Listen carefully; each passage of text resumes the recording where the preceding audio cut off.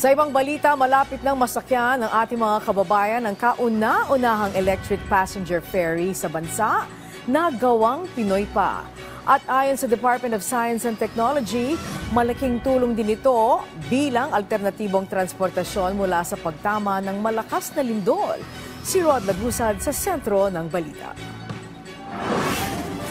Makakaiwas sa mabigat na daloy ng trapiko at wala pang dalang polusyon sa kapaligiran.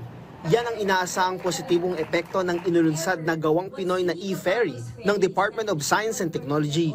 Ito ang kauna-unahang locally developed battery electric passenger ferry sa bansa.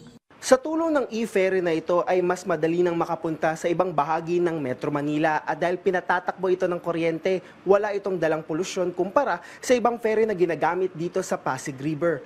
Ito ay air-conditioned at may kakayahang makapagsakay hanggang 40 mga pasahero at may karagdagang space pa para sa kanilang mga dala.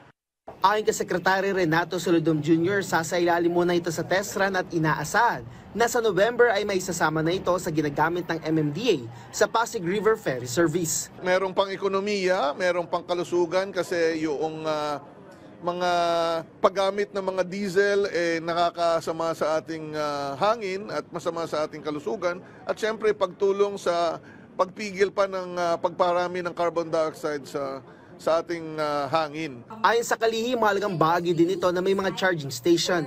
Dagdag ni Solodom, kinakailangan na magtulungan gaya ng pag-iinvest sa mga teknolohiya na makakatulong sa nakakarami. Ayon sa MMDA, tinatayang karagdagang 160 na mga pasahero kada araw ang masiserbisyuhan ng bagong e-ferry.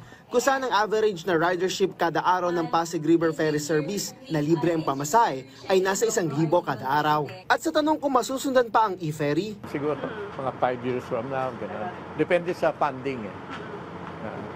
Ngayon, kung meron kaming makaka-partners na mga LGUs, like Pasig, kasi ang Pasig merong pinapagamit sa MMDA. 2 boats yun, pinapagamit nila. Merong mga private donors nagdo-donate ng boats. Samantala, binigyang diin ni Secretary Solidom na kasama ito sa pangmatagalang paghahanda sakaling magkaroon ng kalamidad gaya ng pagtama ng malakas na lindol bilang alternatibong daan sa oras ng kalamidad.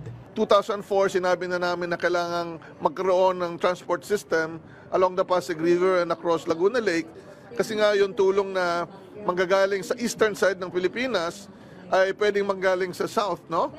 Dahil sa yung mga kalsada ay pwedeng maapektuhan sa mga unang araw o linggo pagkatapos ng lindol. Rod Lagusad para sa Pambansang TV sa Bagong Pilipinas.